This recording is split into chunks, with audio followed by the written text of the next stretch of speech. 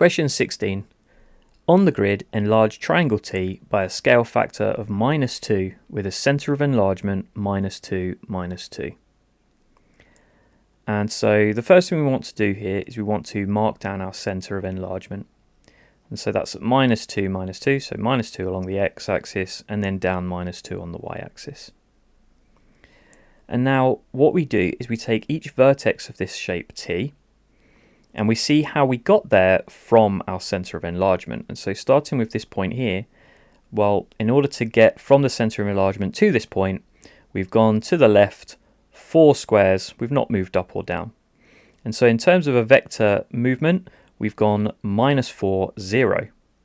Now to enlarge that movement with a scale factor of -2, we multiply that vector translation by -2.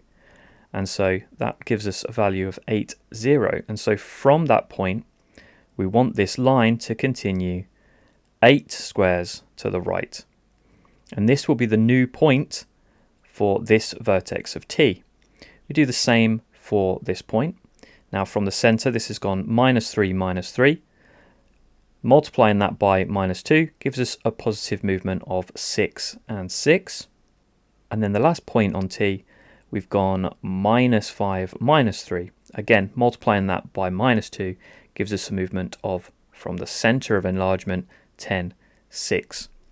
And then where these points meet, we can join them with lines to see our enlargement of T with scale factor -2.